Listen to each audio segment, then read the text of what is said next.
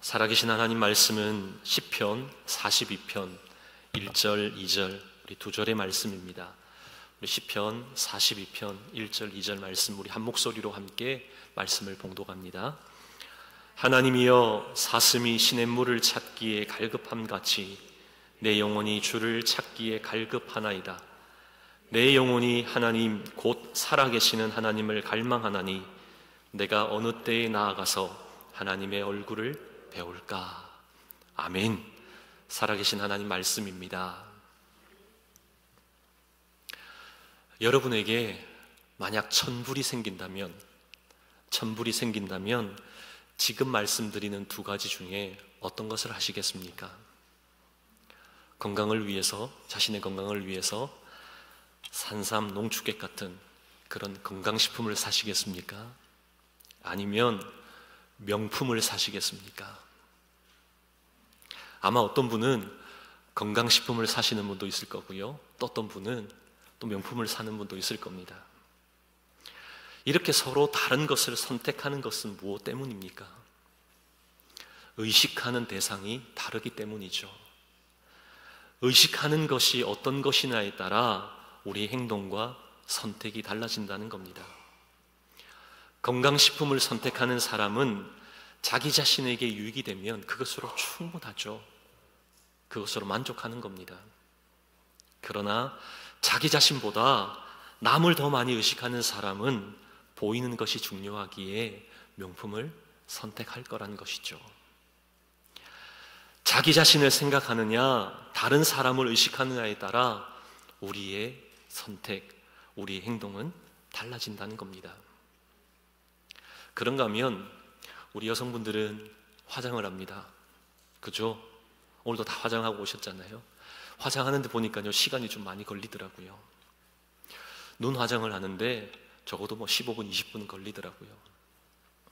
근데 제가 한국에 있을 때 좀 이해가 안 되는 게 있었습니다. 그렇게 시간과 공을 들여서 이쁘게 화장하고는요, 밖에 집을 나서서는 눈이 부시다고 선글라스를 끼더라고요. 왜 굳이 20분 넘게 그렇게 화장을 하고 그렇게 공을 들였는데 선글라스를 끼는지 좀 이해는 되지 않습니다. 아직까지도. 그런데 더 놀라운 것은요, 그렇게 화장을 하고 이쁘게 꾸미고 어딜 가냐면 목욕탕을, 찜질방을 그렇게 가더라고요. 물론 미국에서는 목욕탕이 흔치 않기 때문에 그렇지만 한국에서 그렇게 가는, 왜냐하면 다시 씻을 건데 왜 그런가 늘 궁금했습니다. 왜 그렇게 하는가? 그것은요, 바로 맨 얼굴로 그냥 나가기가 그렇다는 것이죠. 다른 사람에게 보이기가 좀 그렇다는 겁니다. 우리가 무엇을 의식하느냐에 따라 우리 행동이 달라진다는 겁니다. 그렇다고 남을 전혀 의식하지 말라는 것, 그것이 무조건 좋다는 것 아닙니다. 남을 어느 정도 의식해야 하는 것이죠. 우리는 그것을 매너라고 하죠. 반면에 남을 너무 의식하는 것, 그것은 허영이고 허례라는 겁니다. 적절한 조절이 필요하다는 것이죠. 어쨌든 간에 다른 사람을 어느 정도 의식하는 것은 우리에게 지혜로운 삶이라는 겁니다. 그런가 하면 의식하는 데 있어서 우리가 누구냐, 나는 어떤 사람인가 하는 것이 참 중요한 이슈라는 겁니다. 여러분 누구입니까? 우리는 누군가요? 우리는 그리스도인이요, 하나님의 아들과 딸인 줄 믿습니다. 하나님의 자녀라는 것이죠. 하나님의 사람들입니다. 성도라는 겁니다. 그러기에 우리는 사람의 의식보다 하나님을 의식하며 살아가야 한다는 겁니다. 다른 사람이 어떻게 볼까가 아닌 하나님이 나를 어떻게 보시는가, 이것을 늘 생각하며 살아야 한다는 겁니다. 진짜 그리스도인은 하나님을 의식하며 살아가기에 그 삶 속에 하나님의 영광을 드러냄이 있고 하나님 뜻대로 살아가는 삶이 있다는 겁니다. 늘 하나님을 만나고자 하는 그 갈급한 그 심령이 그 속에 가득하다는 것이죠. 늘 하나님과의 만남을 사모한다는 겁니다. 오늘 말씀을 봐도 오늘 시편을 기록한 저자도 그런 마음을 가지고 있다는 것을 우리는 엿볼 수 있는 것이죠. 하나님을 의식했던 사람임을 우리는 분명 오늘 말씀을 통해 봅니다. 어떻게 우리가 알 수 있죠? 그가 하는 고백을 통해서 알 수 있는 겁니다. 오늘 1절 말씀을 한번 보겠습니다. 하나님이여 사슴이 시냇물을 찾기에 갈급함같이 내 영혼이 주를 찾기에 갈급하나이다. 하나님을 얼마나 만나고 싶으면 그 갈급함에 대한 것을 자신이 토로하고 있는 겁니다. 하나님을 만나고 싶다고 하는 그 소망을 아뢰고 있다는 것이죠. 이 갈급하다라고 하는 이 단어를 원어로 보면 그 의미 속에는 열망하다, 갈망하다, 동경하다 이런 의미가 내포되어져 있습니다. 지금까지의 그 갈급함이 사슴이 시냇물을 찾기에 갈급한 만큼 자신도 그러하다 표현하고 있는 것이죠. 이게 무슨 말입니까? 사슴은 목이 마르면 물을 찾아 죽음도 개의치 않고 찾아 나선다는 겁니다. 그것 해결하기 위해서 자신의 목숨도 건다는 것이죠. 이 시편의 기자도 동일한 마음이라는 겁니다. 주님의 은혜, 주님의 도우심, 주님과 함께 하심이 없으면 자신은 죽은 존재나 마찬가지기에 그 마음으로 하나님을 찾기를 원한다는 것이죠. 너무나 간절한 동경이고 열망이고 그런 간절함 아닙니까? 이런 열망, 이런 갈망, 이런 동경이 그냥 불시간에 그냥 생긴 겁니까? 아니죠. 하나님을 의식함으로 나타난 결과입니다. 그의 삶이 하나님 앞에서의 삶이었기에 그런 고백이 터져 나오는 것이죠. 하나님을 의식하고 하나님을 인식하면 늘 이 마음으로 갈급해 한다는 겁니다. 어떻게 하면 하나님과 늘 함께 할까, 동행할까 이 고민하는 것이죠. 그뿐만이 아니죠. 2절에서도 마찬가지입니다. 2절 보겠습니다. 내 영혼이 하나님 곧 살아계시는 하나님을 갈망하나니 내가 어느 때에 나가서 하나님의 얼굴을 배울까. 오늘 시편 기자가 오늘 말씀 속에서 어떤 하나님을 찾고 있습니까? 살아계신 하나님을 찾고 있다는 것이죠. 리빙 갓입니다. 살아서 지금도 역사하시는 하나님을 온전히 찾고 있다는 겁니다.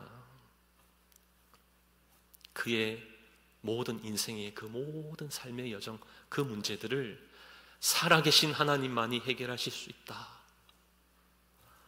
그와 같은 생각이 그에게 있었기에 살아계신 하나님을 찾고 있는 그 절박함이라는 겁니다. 우리는 어떤가요? 매일매일 그냥 하나님이 아닌 살아계신 하나님, 지금 내 삶 가운데 역사하신 하나님을 찾고 갈망하십니까? 우리는 탁탁한 그런 마음, 화석화된 그런 믿음, 그런 삶의 모습은 아닙니까? 생생한 생동력 있는 그런 믿음의 사람들 되기를 축복합니다. 그냥 하나님이 아닌 살아계신 하나님을 늘 갈망하고 의식할 때 우리에게 주신 축복인 것이죠. 그 가운데 우리 하나님의 사랑과 하나님의 임재를 경험하는 겁니다. 그러기에 시편 기자는 간절한 소망으로 하나님께 아뢰고 있는 것이죠.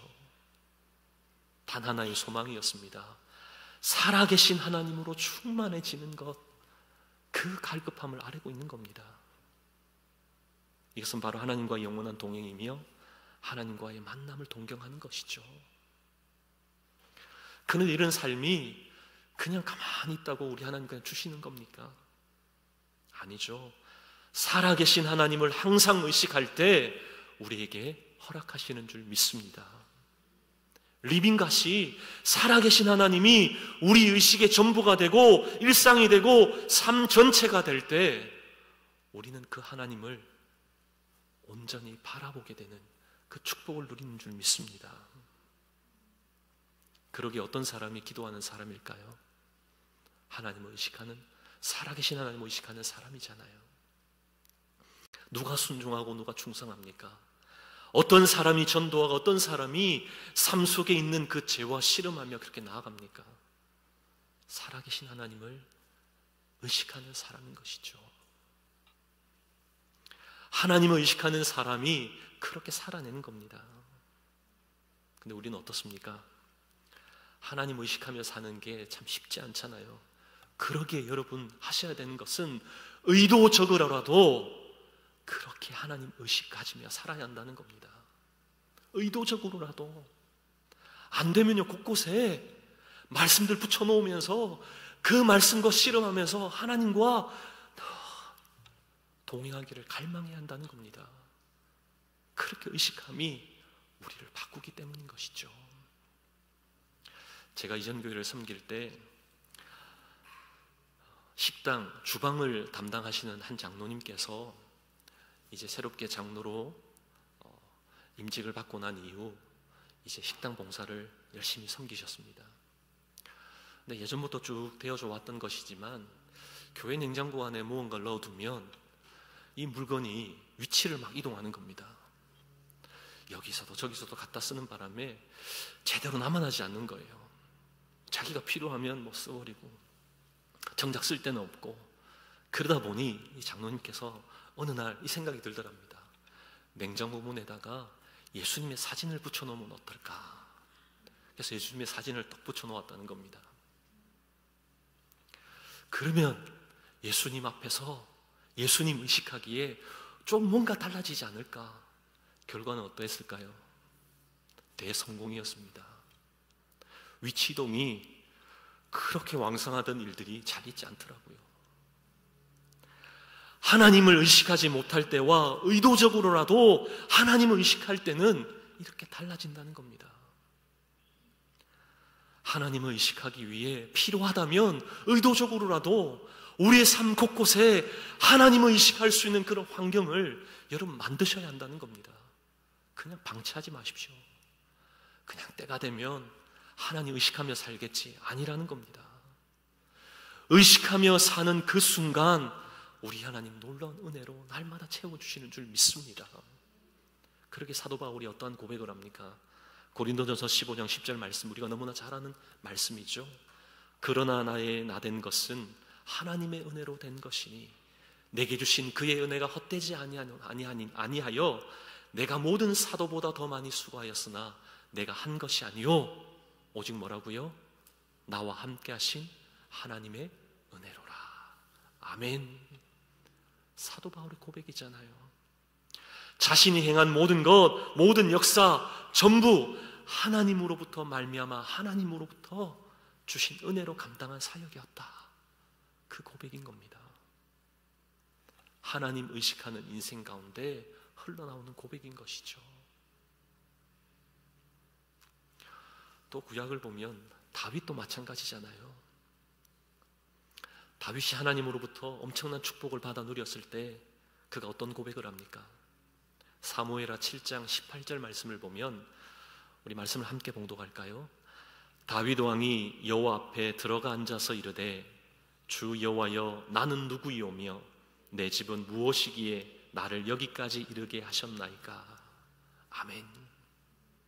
다윗이 어떤 고백을 하고 있습니까? 하나님, 제가 얼마나 노력했는 줄 하나님 아시잖아요. 지금의 영광, 이 물질의 축복, 이건 맛보기 위해서 제가 얼마나 열심히 뛰어다녔는지 죽을 고비도 넘기면서 했던 것 하나님 아시지 않습니까? 다윗이 지금 그것 이야기하는 것 아니잖아요. 자기에게 주신 이 모든 축복, 이 영광이 하나님으로부터 말미암았습니다. 그 고백하고 있잖아요. 나는 누구이오며 내 집은 무엇이기에 나를 여기까지 이르게 하셨나이까? 하나님이 채우시는 영광과 하나님 채우시는 그 은혜와 축복을 어떻게 누리게 하십니까? 그것이 바로 우리 하나님께서 내게 허락하신 것입니다. 이 고백하고 있는 거잖아요. 자신이 아무리 열심히 뛰어다녀도 노력해도 그 결과는 우리 하나님이 주셔야 맛보는 줄 믿습니다. 그러기에 하나님이 하셔야지만 우리는 얻게 되는 것이죠. 우리 하나님을 날마다 의식할 때 이 은혜의 고백이 터져 나올 줄 믿습니다. 그렇다면 구체적으로 우리의 삶의 어떤 영역에서 하나님을 의식함으로 이런 은혜의 고백을 흘러넘치게 해야 할까요? 오늘은 두 가지로 함께 좀 살펴보기를 원합니다. 우리는 어떤 영역에서 하나님을 의식해야 합니까?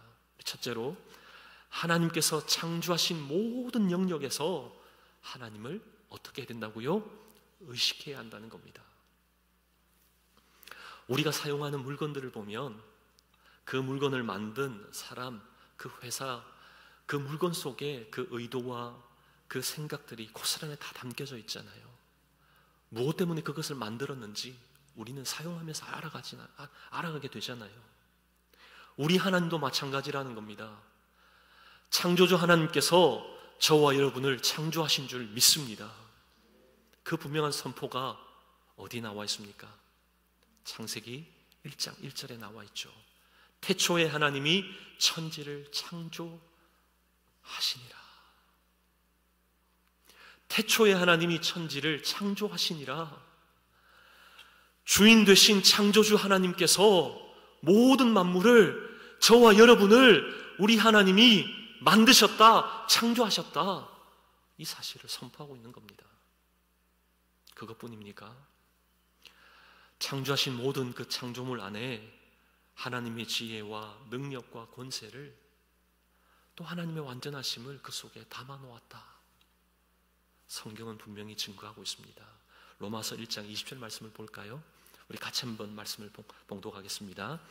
창세로부터 그의 보이지 아니하는 것들, 곧 그의 영원하신 능력과 신성이 그가 만드신 모 만물에 분명히 보여 알려졌나니 그러므로 그들이 핑계하지 못할지니라. 아멘. 하나님이 만드신 모든 창조물 가운데 하나님의 무엇과 무엇을 담아 놓으셨다고요?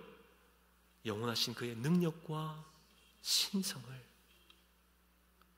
우리에게 하나님의 능력과 하나님의 신성이 우리에게 있다는 겁니다. 무슨 말이죠?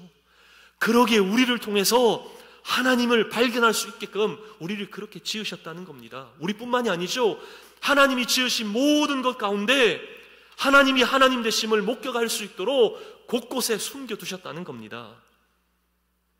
그것을 제대로만 볼 수 있다면, 하나님이 지으신 창조물을 유심히 보면 하나님이 창조하셨습니다, 하나님을 찾게 되는 줄 믿습니다.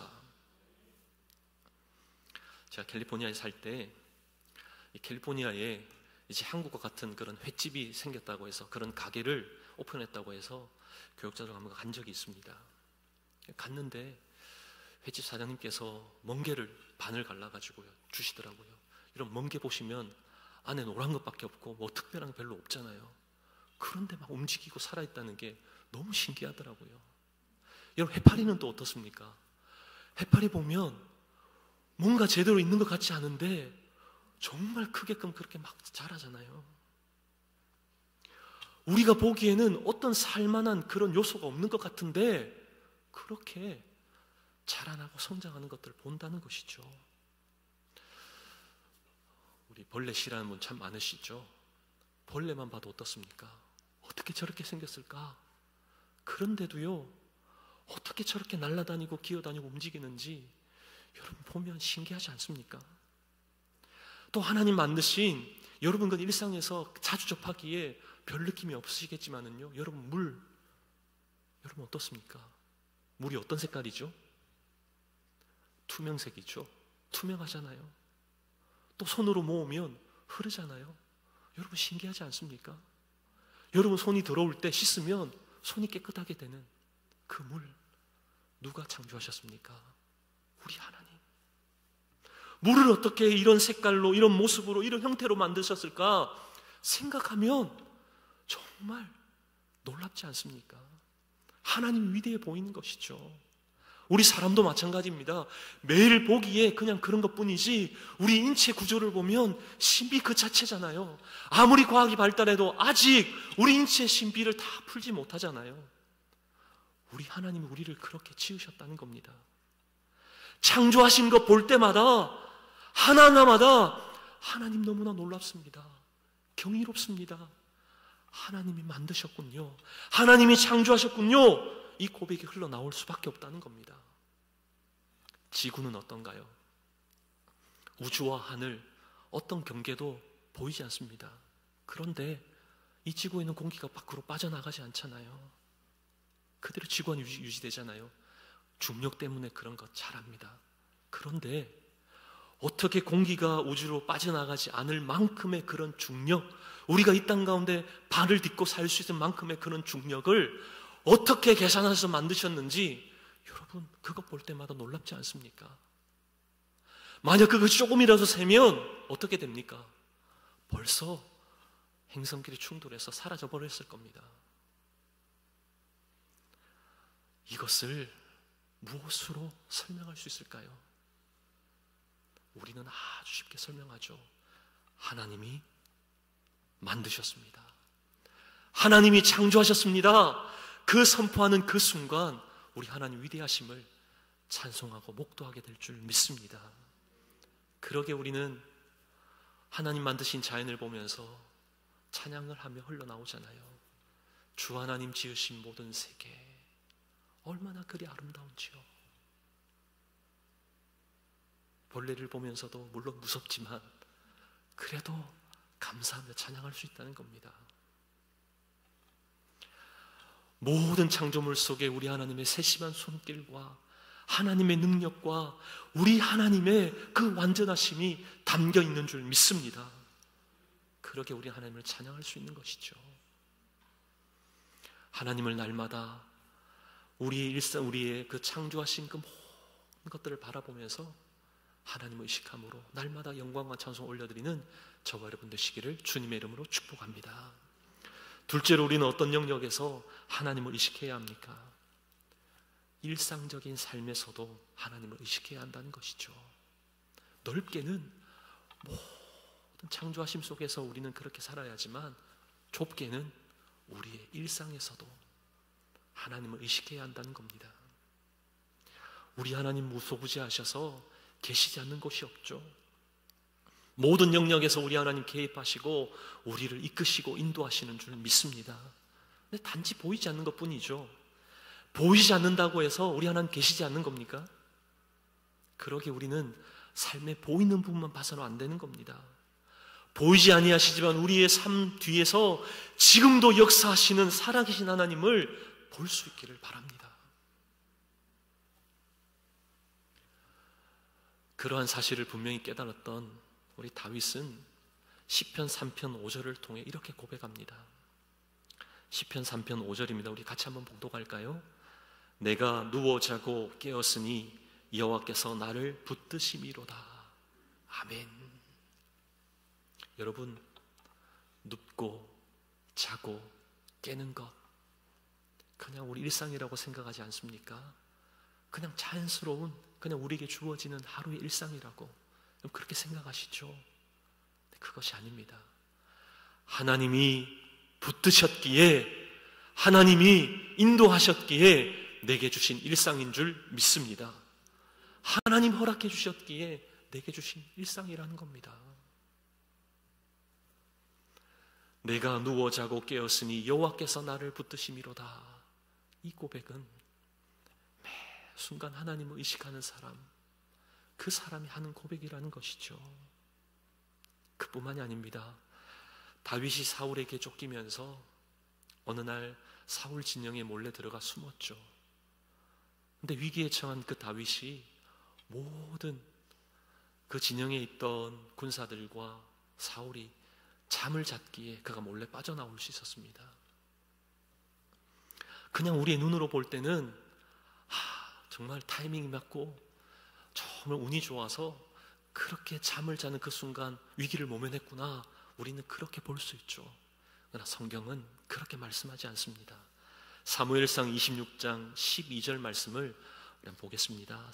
다윗이 사울의 머리 곁에서 창과 물병을 가지고 떠나가되 아무도 보거나 눈치채지 못하고 깨어있는 사람도 없었으니, 뒤에 뭐라고 말씀합니까?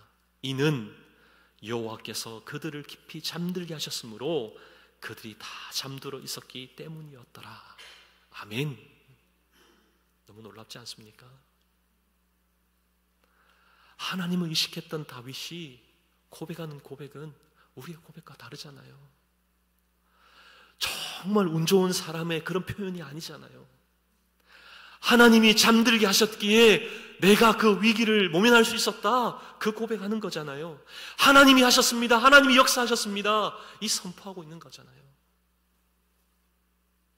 우리의 삶도 날마다 하나님 의식함으로 이 고백이 흘러나오기를 소망합니다. 하나님 의식하지 않으면 그냥 재수 좋다라고, 그냥 운 좋다라고 그렇게 넘겨버린다는 겁니다. 그렇게 살아서는 안 되는 겁니다. 제가 한국에서 고려신학대학원을 다녔는데요, 대학원을 다닐 때 학교가 부산에서 있다가 천안으로 옮기게 되었습니다. 그러다 보니 기차를 타고 천안까지 가서 수업을 듣기도 하고, 또 때로는 차를 가지고 가서 그렇게 수업에 참여하기도 했습니다. 왜냐하면 그 당시 부산에서 계속 사역을 하고 있었기에 그렇게 매주 금요일이 되면 수업 마치면 그렇게 내려왔던 것이죠. 한날은 기차가 아닌 차를 가지고 가야 될 상황이 생겨서 차를 몰고 금요일 수업을 마치고 내려오는 길이었습니다. 근데 고속도로 운전, 저녁에 운전해 보시면 알지만 졸음도 오잖아요. 막 졸음이 몰려오는 겁니다. 근데 갑자기 생각 속에 휴게소 들러서 커피 한 잔 마시면 잠이 벌떡 깰 것 같은데, 그러면 그냥 쏜살같이 내려가서 막혀진 사역할 수 있을 것 같은데, 자꾸만 휴게소 들어가고 싶은 마음이 계속 드는 겁니다. 평상시는 그렇지 않았거든요. 그래서 그 마음을 가지자 휴게소 표지판이 보이는 겁니다. 그래서 어떻게 했을까요? 들어갔습니다. 그런데요, 보통은 제가 그 휴게소를 들어가지 않는데 그날따라 그 휴게소를 들어갔습니다. 들어서는데 갑자기 휴게소 진입로와 출구 그 사이 도로에서 쾅, 우당탕, 킥 이런 소리가 들리는 겁니다. 사고가 났던 것이죠. 어떻게 사고가 났냐면, 저도 화물 트럭을 뒤에서 따라가고 있었거든요. 그러면서 저는 휴게소로 들어왔고, 근데 그 화물차에서 T자형 철판이 실려있던 것들 몇 개가 떨어진 겁니다. 근데 떨어지다 보니 그것을 뒤에서 따라가는 차들이 타이어를 밟으면 어떻게 됐을까요? 타이어가 펑크가 나면서 그렇게 서로서로 부딪히며 사고가 났던 것이죠. 아수라장이 되었습니다. 제가 만약 그 휴게소를 들어가지 않았다면 저도 고스란하게 그런 사고가 나는 거 당연하죠. 왜냐하면 따라갔기 때문에요. 떨어지는 그 순간 저는 휴게소에 들어왔던 겁니다. 위험천만한 순간을 모면할 수 있었죠. 근데 그 순간을 보는 그 순간 제 입에서 어떤 고백이 나온 줄 아십니까? 하나님 감사합니다. 하나님이 하셨군요. 아직 하나님이 저에게 맡기신 사명이 있기에 살려주셨군요. 하나님 감사합니다. 그 고백이 계속 흘러나오더라고요. 잠시 쉬고 나서 이제 휴게소를 나와서 가는데 부산까지 도착하는 그 시간, 저만의 부흥회를 가졌습니다. 얼마나 하나님의 은혜가 감사하고 놀라운지요. 이런 고백이 흘러나올 수 있었던 것, 매일매일 하나님과 씨름하며 하나님과 더 가까워지기를 원하는 그런 하나님을 의식하는 그 마음이 있었기에 그런 위기의 순간, 그런 상황을 보면서 그렇게 감사할 수 있었다는 것이죠. 우리 삶에 어떠한 환경, 어떠한 사건이 펼쳐진다 한다 할지라도 하나님 의식함으로 하나님께 감사할 수 있는 저와 여러분 되기를 소망합니다. 그때 하나님의 일하심이 무엇인지 우리는 그 하나님의 일하심을 목도하게 되는 것이죠. 그런가 하면 우리의 일상에서 온전히 하나님을 의식하려고 하면 우리의 생각뿐만 아니라 우리의 마음에 가 있는 물질, 재물까지도 하나님으로부터 왔음을 우리는 인정하며 살아야 한다는 겁니다. 신명기 8장 17절 18절 말씀을 우리 같이 한번 봉독할까요? 그러나 내가 마음에 이르기를 내 능력과 내 손의 힘으로 내가 이 재물을 얻었다 말할 것이라.